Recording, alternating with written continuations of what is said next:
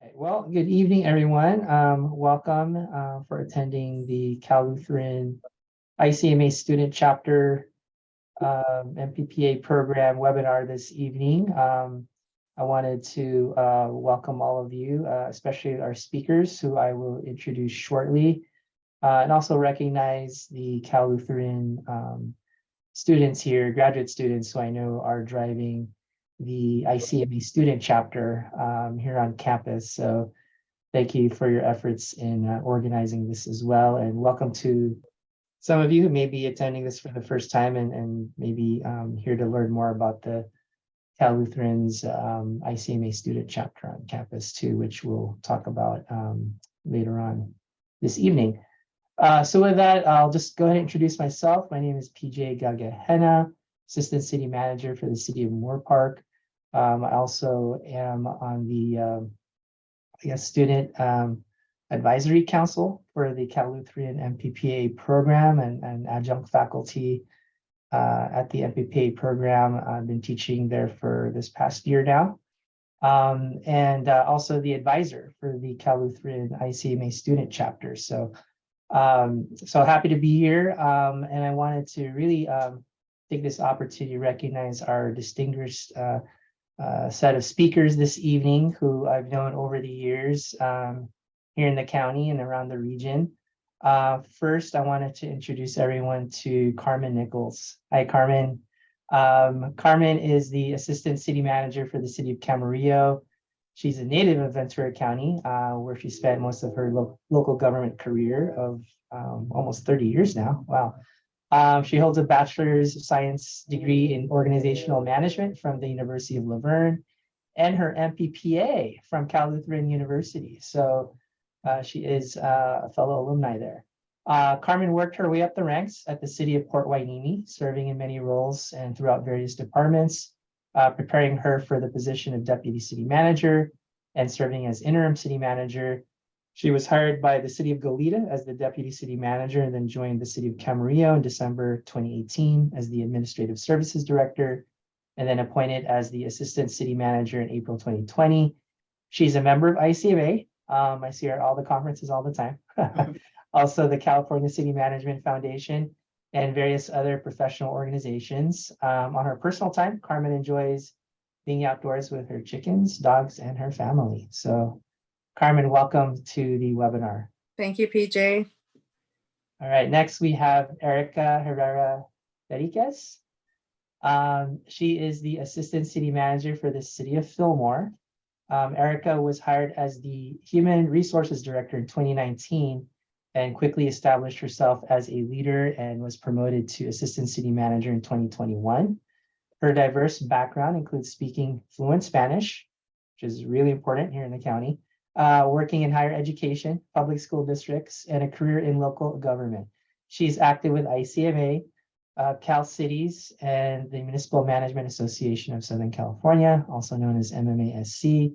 Erica holds a bachelor's degree in accounting and a master's degree in public administration from California Baptist University in Riverside. Her passion is public service and making a difference in the community of Fillmore and Ventura County. So let's all welcome Erica. Welcome, Erica. Thank you, PJ. Good night, everyone. All right, next we have Philippe Eskandar.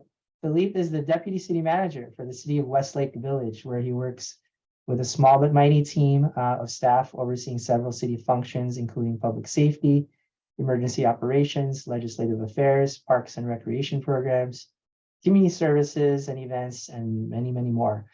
Philippe has been with the City of Westlake Village since 2017 and helped navigate the city's response to the 2018 Woolsey fire.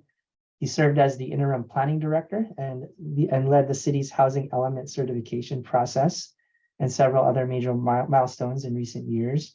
Prior to his arrival in Westlake Village, Philippe served as the administrative officer in the City of Glendale's Community Development Department and has held various positions with the cities of Burbank and Newport Beach. Philippe is also a city council appointee to the Burbank Water and Power Board of Directors, where he has served since 2011 and is currently in his fourth term as chairman of the board. Philippe holds a Master of Public Policy from the Pepperdine University School of Public Policy and a Master of Dispute Resolution from Pepperdine University School of Law, and a Bachelor of Arts from the University of California, Irvine in Criminology, Law, and Society. So, Philippe, welcome. Thank you for being here with us tonight. Thanks for having me. All right. So what we did in preparation for this is, I know the students sort of had and put together several questions for you guys about what you do and more specifically what you do in your cities. But one thing I wanted to actually just ask one of the speakers here is maybe just to give us an idea, what does an assistant or deputy city manager do in the city? Carmen, you want to take that? Sure, I'll start. I think we do it all, and I really enjoy my position because I'll call myself the chief, chief of operations. My role as the assistant city manager is really to ensure that the operations are functioning and that we're providing the services to our community through the management and the direction and support to our department directors. So it's really, taking that load off our city manager so that he may concentrate on, the city council and the community and, some of the, the major policy and maybe community issues that are happening. I make sure that the implementation and those services are supporting his vision while he's conducting the work at, at the level with the city council. So it's really, just being there for everyone, for our city manager, for our city council, but also definitely for our staff, making sure that they're receiving the support. So, yeah, I think it's a very intriguing position. As a generalist, you get to work on many different things. I'm fortunate to work for a small city like City of Camarillo, in which I can have my hands in every department. So hopefully, my colleagues will agree that that's what's fascinating about our position, is being able to work on, several different projects. But it's really about being that chief operating officer and providing support to the organization. Thanks, Carmen, for that overview. And yeah, I think and depending on the size of your city, the assistants and the deputy city managers have varying roles. I know some of you oversee specific city departments that you're assigned to. Some of us are generalists, so we sort of are the chief operations officer of the city, so we get our hands in everything. But yeah, it's pretty much whatever your city manager needs you to do, right? And whatever your department heads need support from you, you kind of fill in that role. So I'll just go through some of the questions here, starting with Philippe here. One of the students wanted to ask you a question regarding Westlake Village. They notice it's a planned sort of development city, and sort of how does governing that type of city differ on a city that may not be as planned, like Glendale or something like that sort of grew over time? Yeah, that's a great question. And so if I show the folks that are here on screen, how many of you live nearby? It's in Westlake Village, Thousand Oaks, around Kalu. Okay. Well, Myra, I see a couple there. What is that? Sarah and Katie.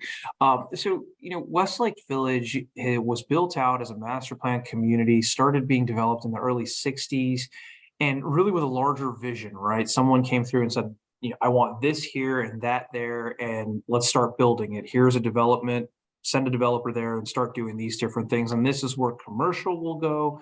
These are where your shops will go, your restaurants will go here, and your housing will go here. And so there was a big picture in mind, right? That's the way it was developed. And it's not unlike, how Camarillo is being developed now. There's a big picture in mind in zoning and planning and things like that. Glendale is a much older city. I mean, it's well over 100 years old, and it's huge. By the time that I was there, we had over 200,000 people in population. It's since shrunk a little bit, but you have to really think about the planning and the zoning aspects of two different cities by the populations that are within them. Glendale is very interested in seeing things grow, seeing things change, seeing development, seeing commercial activity. And it's a big, proper urban city. You're dealing with big, proper urban city things. You have graffiti, you've got gangs, you've got people dumping mattresses, you've got housing projects going up that are 1,500 units in size. You've got large shopping centers, the Americana being built, big things like that. And the community largely is interested in seeing that type of change, right? They want to see cultures and diversities and things like that happen. Westlake Village is very different. Westlake Village is interested in seeing it stay exactly the way that it is, by and large, right? And I'm going to speak, as Carmen said, generalists. I'm going to speak in generalities for our community. Westlake Village really wants to see things stay exactly the way that they are, largely a single family community. As of right now, and I say that, and I'll tell you more about that later, but we don't have a single apartment building in Westlake Village, not one. And that's very different from Glendale and most other cities. It's very, very atypical to see a city without any apartment buildings. San Marino might be another. They're very few and far between. And so the residents of Westlake Village want to see it kept exactly like that. So in Westlake Village, you're dealing with quality of life issues that are, on a very, very micro level. We're dealing with issues amongst neighbors and cul-de-sacs, where in Glendale, you're dealing with issues that are affecting, maybe a few thousand people at a time, right? A graffiti is being seen by a few thousand people, where something in a cul-de-sac in Westlake Village affects one or two people. So it's all about scale and, the things that the community wants to see. I don't know how much PJ, you want me to go into some of these details, but I can really peel back that onion as far as anyone wants me to go into that. So I'm happy to talk about it. Yeah, and I think I forgot to mention too, if you have any questions, feel free to put them in the chat or just raise your hand. I mean, we have a fairly small group here, so I think we could address any questions in real time. But do any of the students or anyone want to have any questions for Philippe on kind of plan development versus city that's not planned? One thing I'll just add to that too, Philippe, is like here in Moore Park, we have a lot of sort of the older neighborhoods that sort of grew, kind of on their own, and then you sort of see these new housing developments that are like HOA, and sort of the northwestern part of our community has a bunch of these gated communities now. So there's sort of an interesting dynamic between these older neighborhoods that sort of just grew organically over time in the city's history versus sort of the new plan developments during the past 20 years or so that are now sort of master plan developed. So I know we sort of see a hodgepodge of that in some of the cities we live in, but no, that's great. Does anyone have questions for Philippe on that? And while you guys are thinking about questions here, let me build up that a little bit. I mentioned, as of today, I say that tongue in cheek because Westlake Village is entertaining a proposed development in town that's set to. So for context, we have about 3,300 homes in Westlake Village, about 8,500 residents and 3,300 homes. We have a property owner that's proposing to develop a 20-acre parcel or 3 parcels that add up to 20 acres with about 700 units, right? So we're looking at about a 25% increase in our housing stock, an all rental project.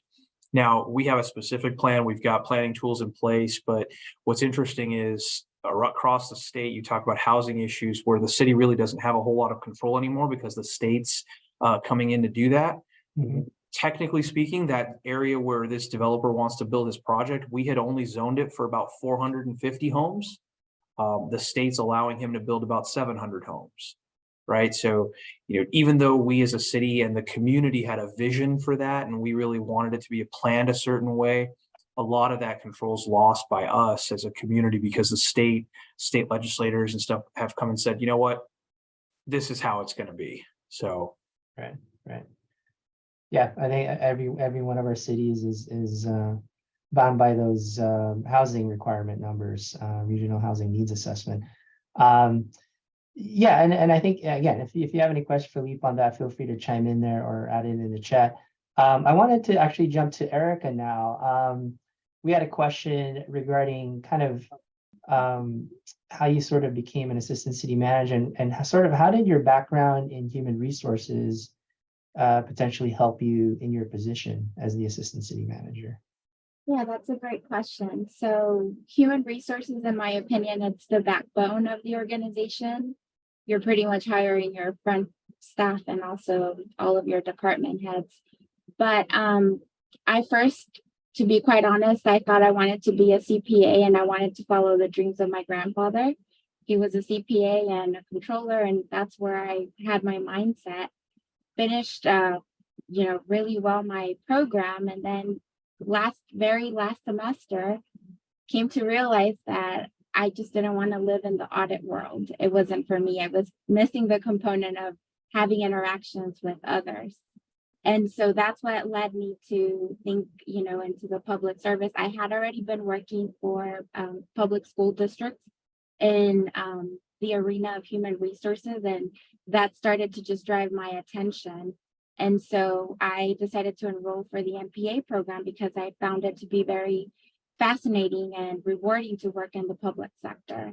Now, one of the things I think that has helped me become the assistant city manager is, number one, Fillmore is a pretty flat organization. We're a very skeleton crew. We only have 40 full-time employees servicing about 18,000 residents. And so I was able to establish myself as one of the directors, and I never boxed myself into just what my job meant. I always looked for other opportunities to be able to grow and just immerse myself into those opportunities that were given by the city manager. And so I had a discussion with him in passing one time. I said, one day I want to become you. And so he said, okay, we're going to work on making that happen. And so I think my track has been expedited a bit faster than most people have. But I think I've been able to emerge myself and be more of a generalist and support, like Carmen said, to the department heads and allow the city manager to resolve those issues that he has to with the community, and also establish the council goals as well.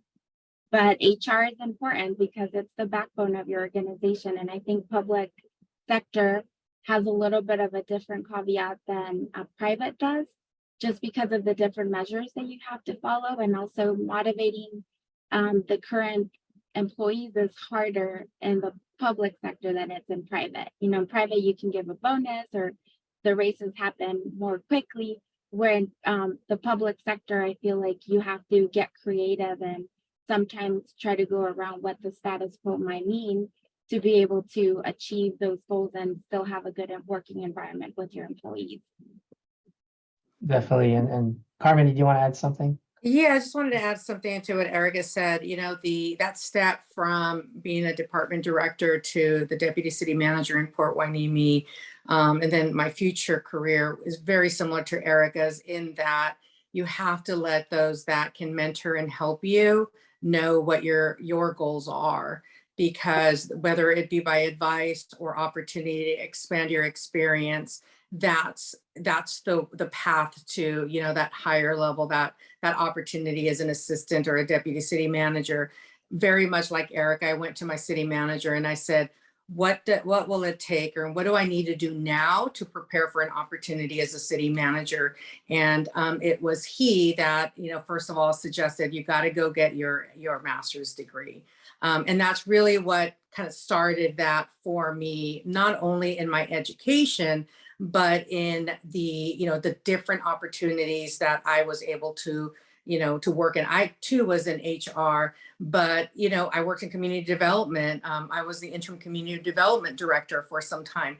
It really helps you through your education and these experiences. It really helps build your confidence. So when that opportunity comes up, you're confident and you're educated in your experience. So it really matters to talk to those people, whether it's your current city manager or just a colleague that's in the field, to really reach out to mentors and let them know what your plan, what your goal is.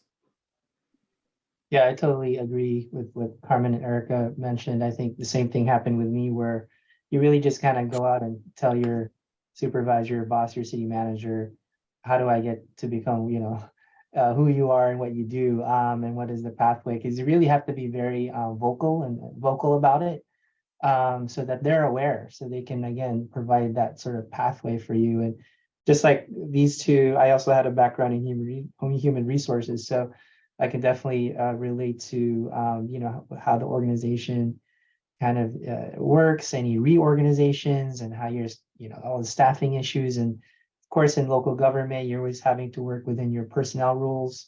memorandum of understanding with the labor unions, right? So there's a lot of restrictions in place that we have that we can't normally do in the private sector. But I totally agree. I think you just need to sort of, once you sort of see that vision for yourself, and you know, you got to let the people know around you that that's what you want to do. With that, Carmen, and thank you, Erica, for sharing that. Carmen, I know you know, you are one of our MPPA alumni from Cal Lutheran, and sort of you mentioned how your city manager mentioned how, you know, he recommended you get an MPPA degree. So how did that sort of degree prepare you for the rest of your local government career after that? Yeah, you know, and then my start in you know, really becoming a professional in local government started after I had already began a family. So it was definitely, I had a challenge of being a working student. And so the MPPA program at Cal Lutheran offered me the ability to manage, you know, my personal life as well as my education and my work life. So it was a kind of a balancing. But, you know, what my education at Cal Lutheran did for me was really help me learn the fundamentals of public administration through the different theories. Because I was working in local government, it also allowed me to practice it, right? So you're learning it, and the you know, being able to practice it was to me just a big deal because it helped me in, you know, my future development.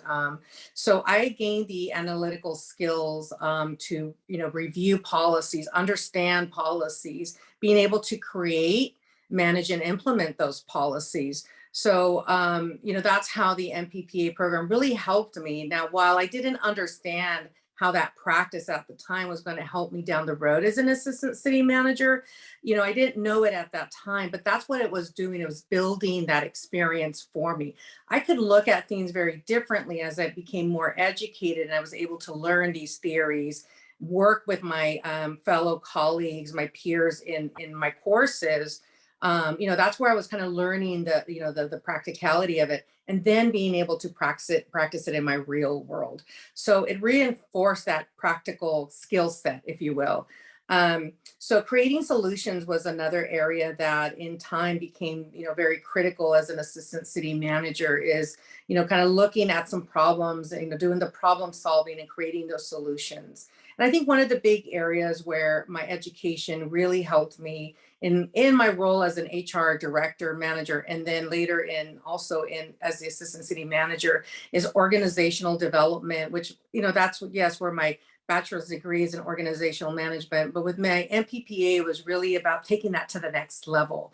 And as an assistant city manager, change management has been very important, you know, understanding the organization and driving change. So those leadership skills and, you know, the practice of public policy, or the theory of public policy, really did, you get to practice it, and definitely in your career. And that's what it did for me. It really just reinforced all those theories that I was learning how to practice them in, you know, my education, through my education in the master's program, and then really applying it, especially as I grew into my career. So it's been, you know, just kind of learning it from the fundamentals and growing through that in my career has been very important to me. So, you know, yeah, my education has definitely been that, you know, kind of the starting point and the pivot point for me in my career.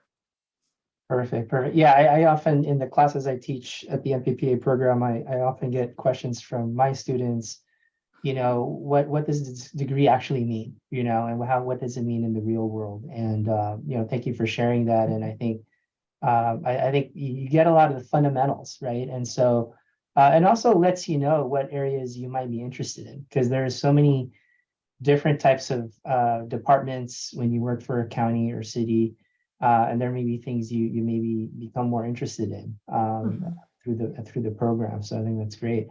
For Philippe, I know you sort of, you know, sort of had this bachelor's degree in criminology, law, and society. Did you sort of think about law first or public safety, or sort of how did you sort of, you know, get started in your public service or local government career?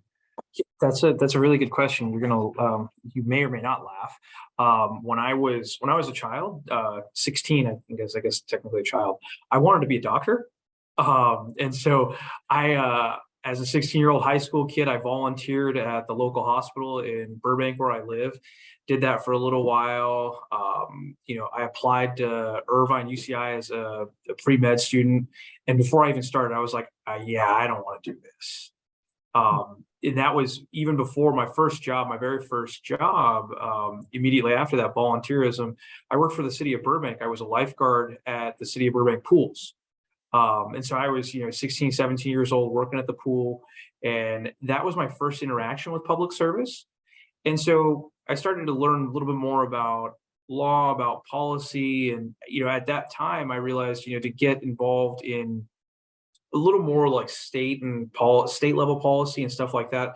You got a lot of lawyers, a lot of folks with law backgrounds doing policy making. And so I started to dabble in that, but I really had an interest in public safety. I was able to really, for whatever reason, I was able to identify that public safety continues to be one of the biggest things that we focus on as cities. And if you have a good background in public safety, you have a good background in, crime management and those types of things, it's something that'll keep you really, really in tune with what your council wants to spend money on. And so that's where I started to really dabble in that. And criminology at Irvine had one of the greatest programs as far as, really with some top tier professors, Connie Rice, we had Professor Valdez, and these folks that really, I still remember, that were really involved. If you've ever heard of Homeboy Industries and Father Greg Boyle, these folks, were regular speakers at my school. And so I learned a lot from them. And so that was where I started to bring that in and learn about public safety. And that's what I've made one of my, I guess I'm the lone person without an HR background here, but I made public safety one of the key points of my public service tenure. And so that's where I've ended up I work with our sheriff's department every single day, our fire department every single day. And that's where I've become kind of that specialist in public safety.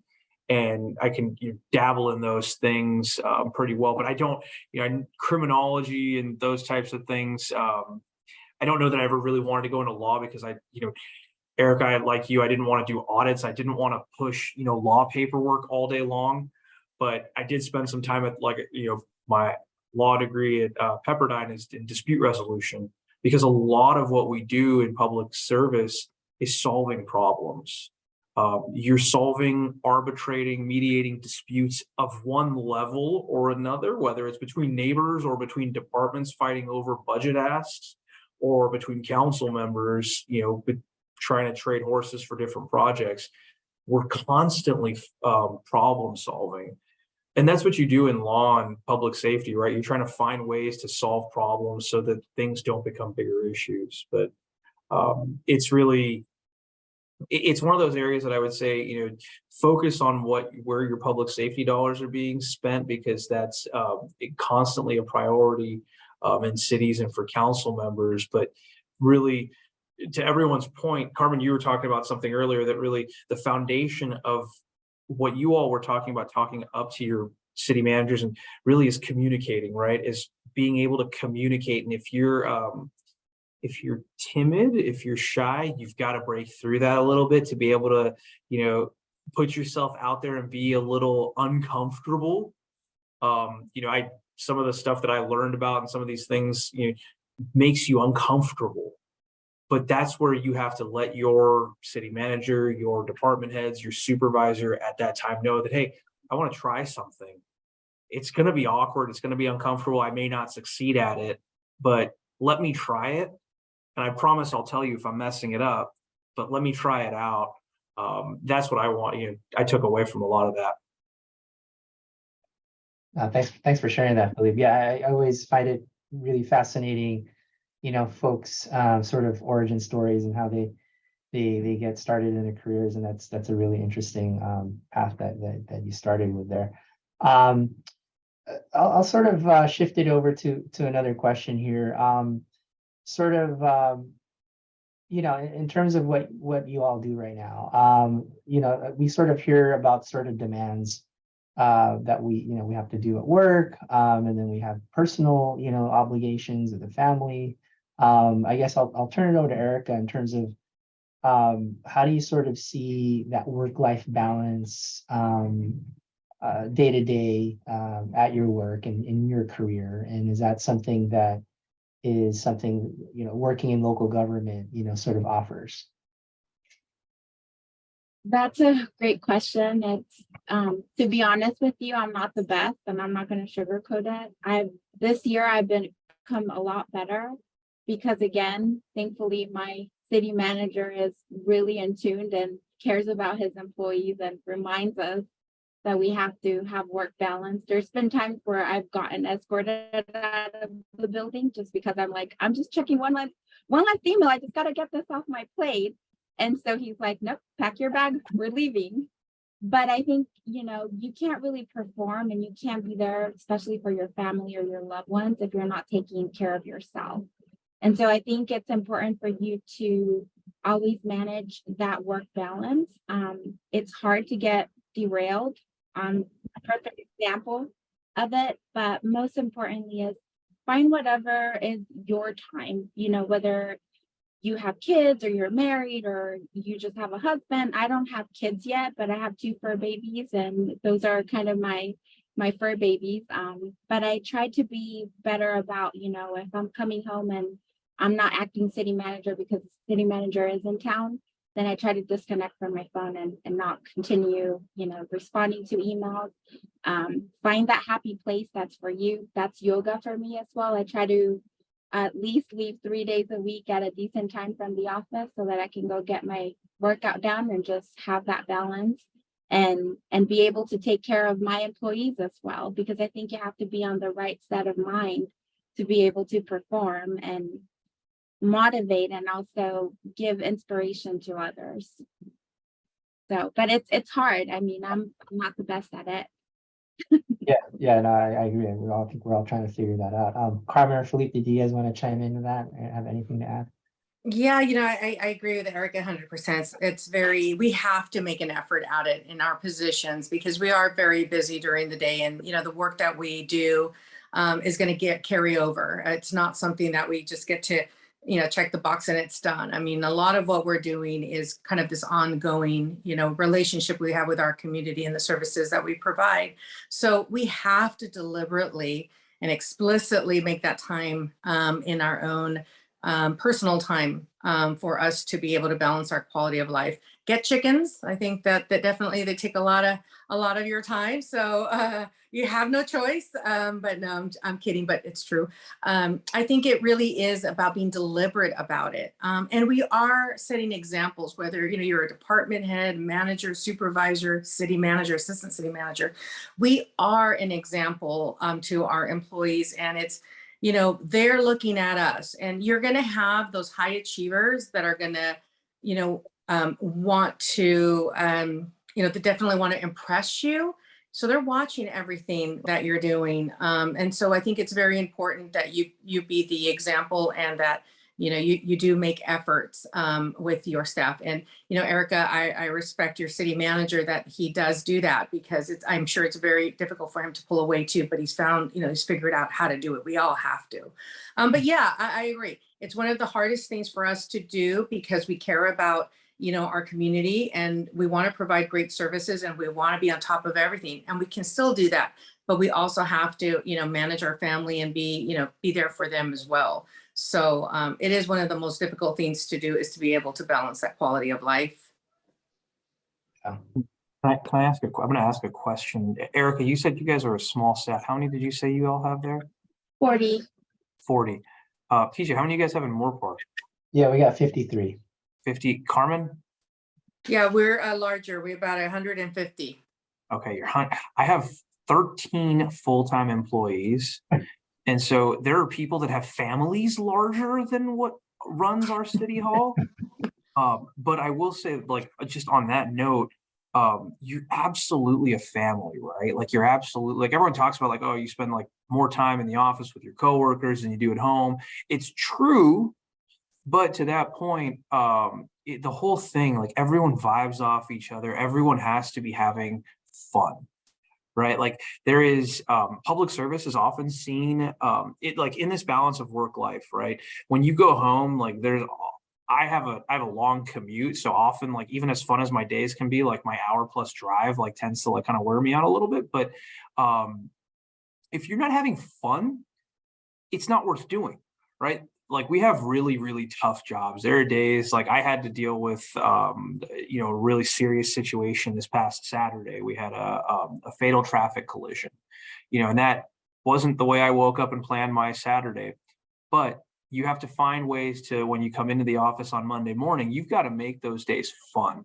And you've got to find ways to meld that work life together so that your teams, your coworkers, your peers, everyone's actually finding time in the business day. And this is just, it works for us in Westlake Village because we're small, but finding time even in the middle of the day to where you had a tough call or whatever you had to deal with, you have fun and you kind of know each other's lifestyles, you know each other's, what they're doing, their spouses, their children, and those types of things, so that work-life balance really is one cohesive thing. So it's not like, all right, I'm checking out now and I'm going to home because checking my bags at the door, because it's really hard for people to leave their baggage out at the doors, right? It's hard to do that.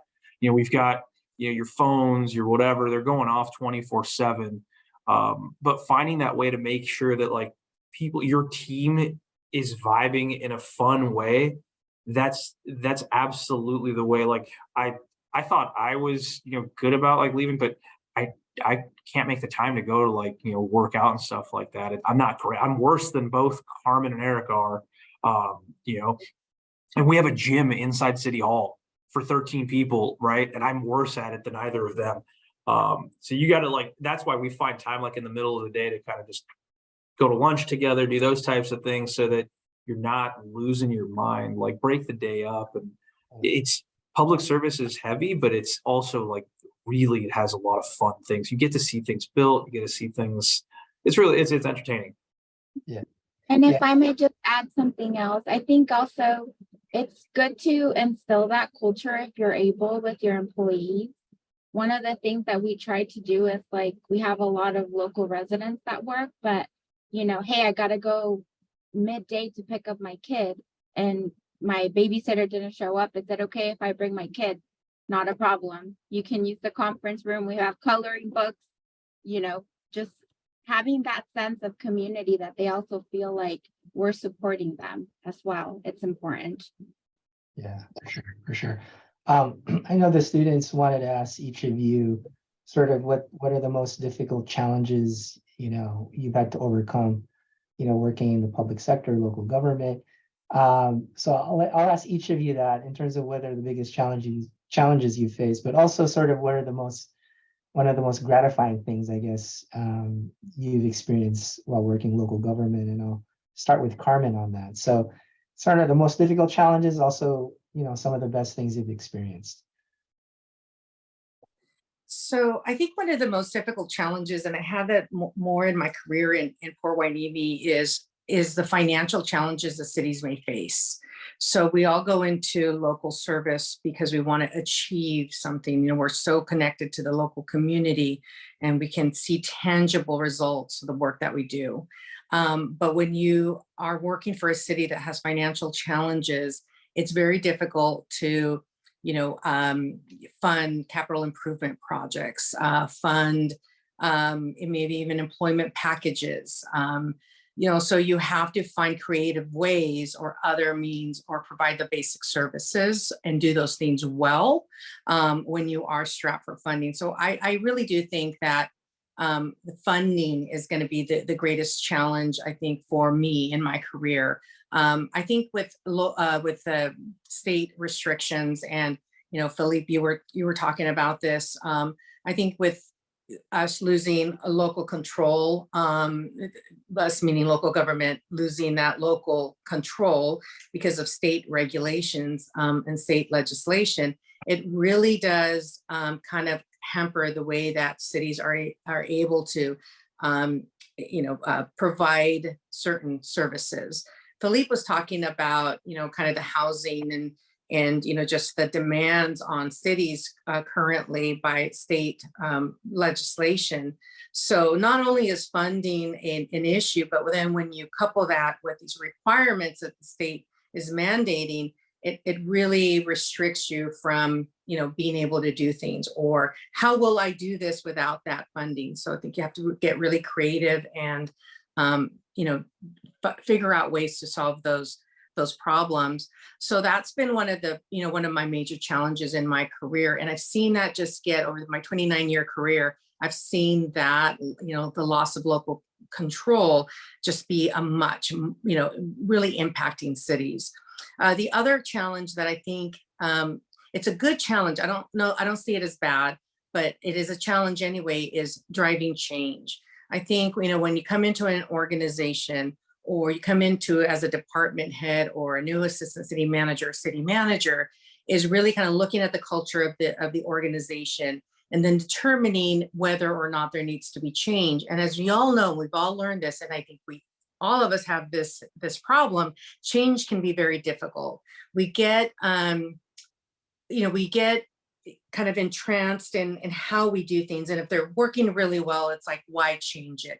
So I think like process improvements and efficiencies, definitely under my organizational development, education and kind of mindset, that's exciting to me. But at the same time, driving change in a way that makes sense, especially when you have, good, high quality institutional knowledge in an organization, can be very difficult.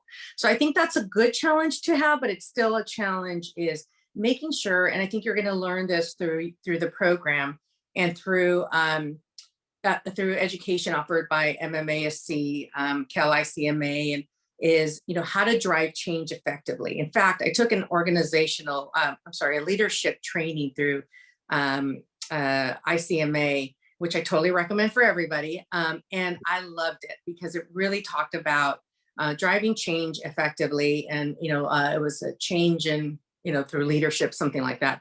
But it's been very effective for me. So those are two of, I think, the challenges in my career.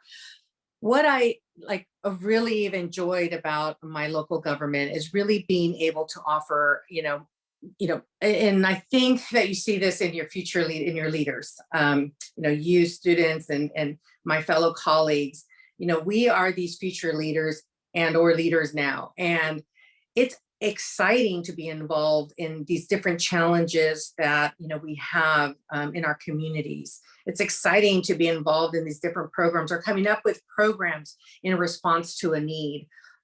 So I think it's very kind of a general answer to this question, is really seeing how your part has impacted that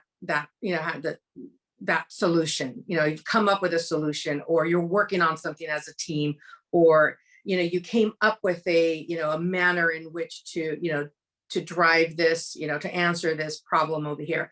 So I think it's the practicality of what we do and just being a part of that and seeing it. I live in Camarillo, so I'm the impact that these projects that I'm involved in or things that I'm leading is right there. It's so tangible. And so I think that's what's really exciting, is being able to see your work at play. And so I would say that's what's been very rewarding for me. I think for me, it's really about leadership with the organization and talking to individuals in my organization, mentoring and it's not always easy when you work with different personalities, management styles and all. But I'd like to say that I feel like one of my biggest successes and one of the things that I really enjoy is, working with people and seeing those that, really want to take it to the next level, helping them get there. And so I think that is what I see as one of the most rewarding things, is actually seeing that happen in my agency and also in the work that I do for our community. Great. Thanks for sharing that, Carmen. How about to Erica? Kind of the biggest challenges and maybe accomplishments or things that you've seen in your career? I think I would relate with Carmen. The resources that my organization has are not, to the extent of much larger organizations. So I think just having limited resources has been one of the biggest challenges, and also staffing.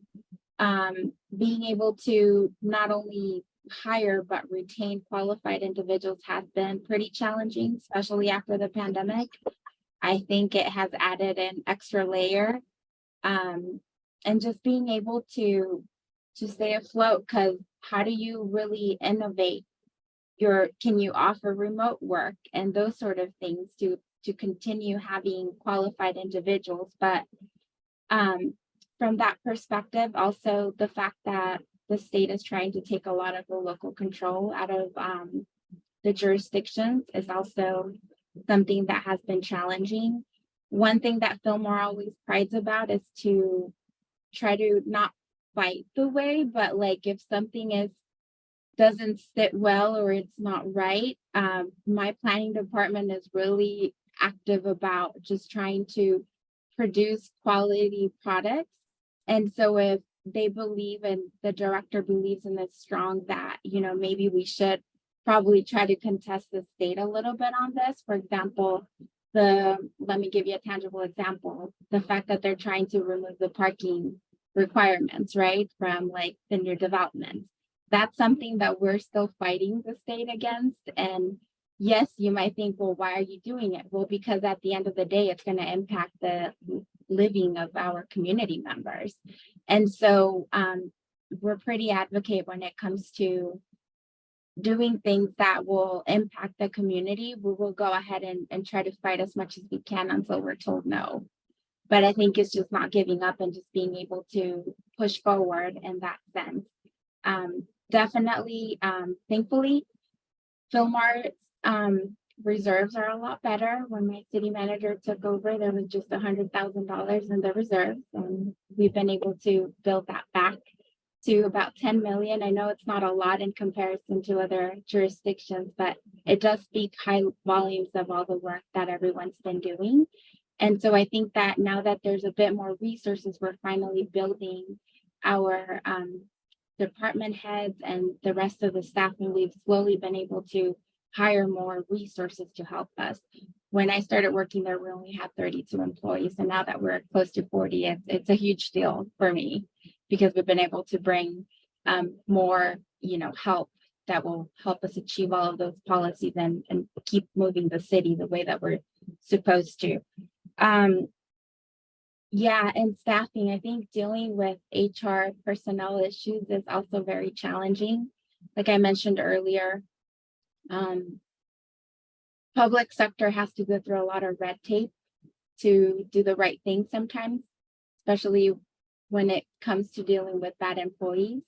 It's not a quick result. And so you have to go through all of the different steps, whether it's the MOU, your personnel rules and everything, and document. It's like the HR theory, but sometimes it can get frustrating when, you have to be meeting with a lot of like your legal teams to try to clear something that is the right thing to do. I've been handling a really bad situation in the last few days, so I think that's been kind of challenging, trying to take that risk and understanding that your legal team is going to always advise you to do what's the most conservative and safe route.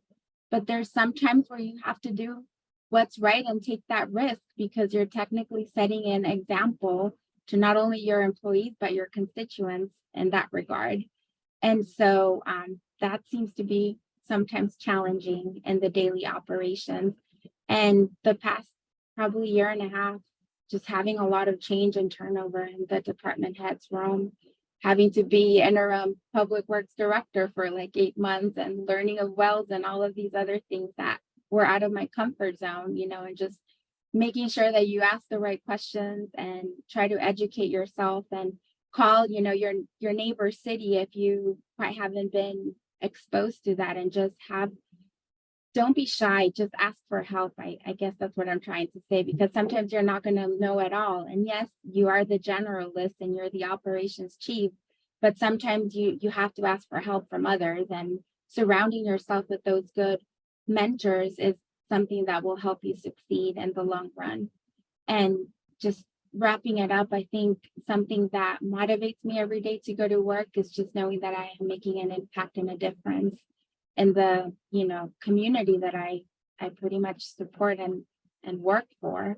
And knowing that you have the ability of seeing those concepts that come from like a conference room become tangible at the end of the day once those policies, those procedures, those programs are implemented for the community.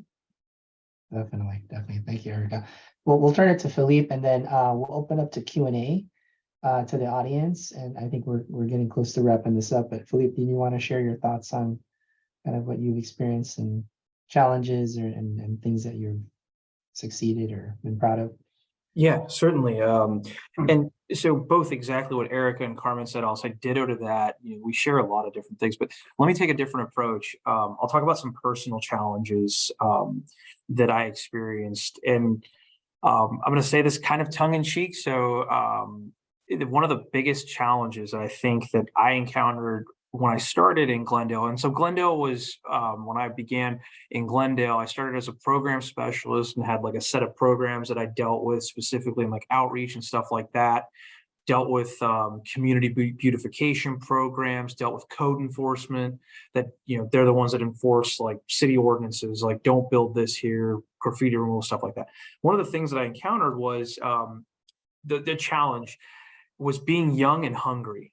Right. So if you're young and you're like just super ambitious and you're like, go, go, go, I want to do this, that, the other, in an organization, let me back up. That was in 2010, right? 1-2 years out of the recession. You've got, the world's crumbling with the Great Recession, and people that have been there, staffers. I'd been there for all of 6 months, and I fresh out of undergrad. I wanted to start grad school at the time. And I said, okay, well, I need to make a name for myself, and I need to start doing big programs and start doing big things. I had staff members that had been there for 32 years, 35 years, 25 years that were about to be either forced into retirement, laid off, or something else going on. And I had it was my first place, like walking in with a suit and a tie going, well, okay, I know you guys are going home, but I'm just getting started. It was a huge challenge for me. And I very quickly learned how to deal with people, right? That dealing with people is one of those challenges that you're going to deal with for the rest of your lives, but it's the rest of our lives, but it's so rewarding because you're going to learn how to interact with different personality types, different people's desires, wants, needs, all of that stuff. And often we tell people the anecdote of treat others how you want to be treated. I don't think it's true at all, because people don't want to be treated how I want to be treated. They want to be treated how they want to be treated. Everyone wants to be treated the way that they want to be treated. And that was one of the biggest challenges I had. Later, after a couple of years, I was 23 years old and a manager in Glendale. And I was the youngest member of their management association. And I'd walked into this room where, again, everyone was at least 20 plus years my senior. And I had a staff, and my staff were looking at me going, okay, this kid's our boss now. And I had to walk around and tell them, really make them trust me, right? And they're looking at me going, you don't know what you're doing. How can you lead me? I've been here for 25 years. I had a licensed investigator that had been doing that job for literally almost 30 years. And I had to tell them to do things differently because what they were doing just wasn't working in the new culture. That was a huge challenge. But navigating that and being able to just sit down and listen to them and just understand what drives them, that was a huge challenge, but a huge opportunity, right? You're learning about people. So that's, I guess, maybe a little HR stuff, but learning how to interact with your team is an incredible challenge, but a reward, because you can take that back in your own personal lives and apply it 100 different places. All of you have probably seen Parks and Rec. And if you haven't, watch it. It's a lot of fun, and it's a lot of real life. There are moments in Parks and Rec that are a lot of real life for us in public service, and you kind of watch and laugh. But those are the best moments, because you can look at exactly like Erica and Carmen said, you can see things built, but in my experience, some of the most fun I've had, like I built 2 community gardens, like literally physically planned them and then went out and like cut lumber and dug holes and built those things in Glendale. And that was one of the best things I've ever done. But you can also, you're such a problem solver for people. People come into City Hall often on their worst days, right? People aren't calling 911 because they want to talk to you and have fun with you. They don't call City Hall to talk to a planning department because they want a cup of coffee. They're calling because they have a problem to be solved. And you're the person that's going to solve that problem for them. You're the expert on the rules that are going to help a developer make a profit, a homeowner get a new, whatever, or a business start a new business, or a new program. You can implement something brand new. Like that's in your hands. As a public servant, like you get to do that. And that's the best thing, because it may take some time to see programs come to fruition, but you're going to leave. And whether your name's on a wall, on a plaque or whatever, but you can go back to that community and say, hey, that program's still there. I can go back and there are things that I did in Glendale 10 years ago or things that I did in Burbank that are still being done the same way. And so you can, like, your fingerprint is there. That's the best thing that I can turn around and say that it's so rewarding to actually make a positive impact on something. And I get to do that in my role, in water and power, sitting on a board. I get to navigate that utility and those types of things and walk away. But that's those are my challenges and kind of the rewards from my perspective anyway. Thanks, Philippe. I appreciate that. Any questions for the panel members? Any questions? All right. I'm going to actually turn it to Roxana. Did you want to share information about the Cal Lutheran ICMA student chapter? Yeah, so I know, so everybody else that's in our club all jumped off because they had class at 7. But we have a few people that I believe are students. So we did start this ICMA club actually this year. We just got approved, I think, in late January. So basically what it is we're a student chapter of what these people do for a living. And ICMA is a national or actually international organization. So Pepperdine has a student chapter. USC, I believe, also has a student chapter. So we started it.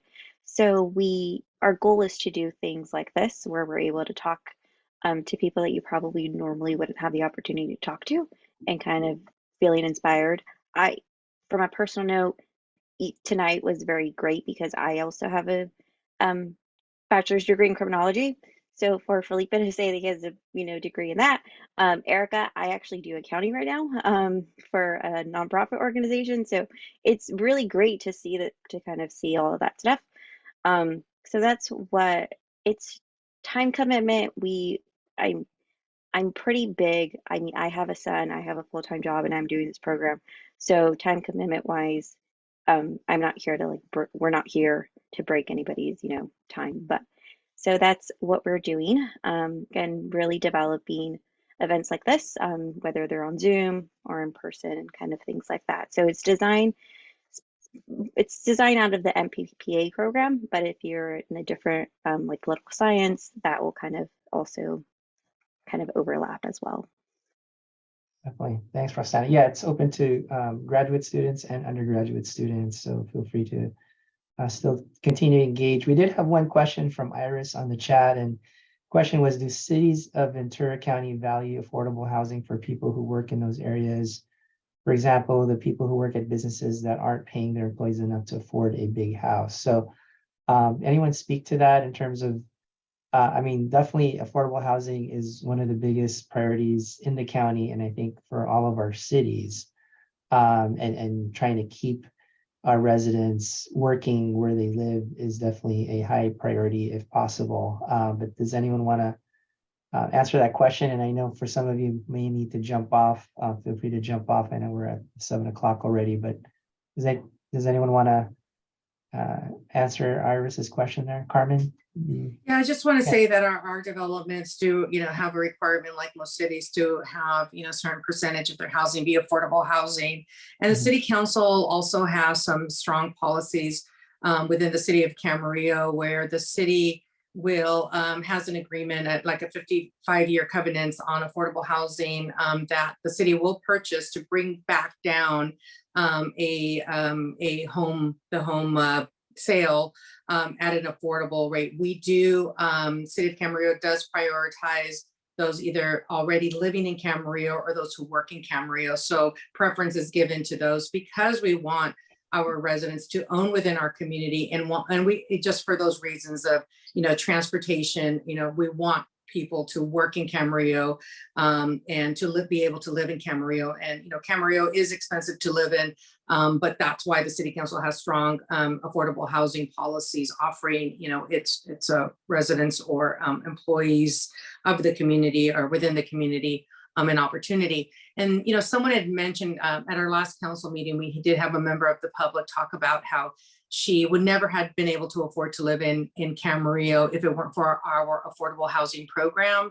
So, she talked about her story and she talked about how then she was able to sell that home still at an affordable housing rate to another family who without this program would not be able to afford to live in Camarillo. So, that was, it's those stories, what we're talking about earlier, right? These kind of tangible things that, you in your career, if you're lucky enough, there's these policies that are created and the city council supports and that you see through fruition and that are rewarding to you as, as an employee of local government, that these are helping, your local residents. So a city of Camarillo does. I think other cities as well have programs. So yes, the answer would be yes.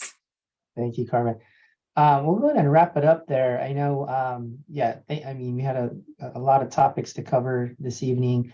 I want to really thank Elmira and Roxana and our Cal Lutheran ICMA student chapter for organizing this and thank the speakers making your time this evening to share your experiences with us. And hopefully it'll be okay for some of the students to potentially reach out to you if they have any follow-up questions. I know I was an eager beaver too earlier in my career, and I would try to reach out to folks and even visit them, and just have a chat, for like 30 minutes or something like that. And if you're really interested in the work they do, I think many of us, and I speak as well on behalf of the speakers here, feel free to reach out to us anytime to contact us and learn more about maybe what we do, and see if local government is the right type of career that you're thinking about. So with that, I'll go ahead and wrap this up. Again, thank you for all attending tonight's webinar. Hope to continue to see you at our future events with the ICMA student chapter at Cal Lutheran. And thank you to our speakers again, Philippe, Erica, and Carmen. Thank you so much for sharing your time with us this evening. Thank you. Good evening. Thank you. It's my pleasure. Anyone that wants to come out for a coffee on the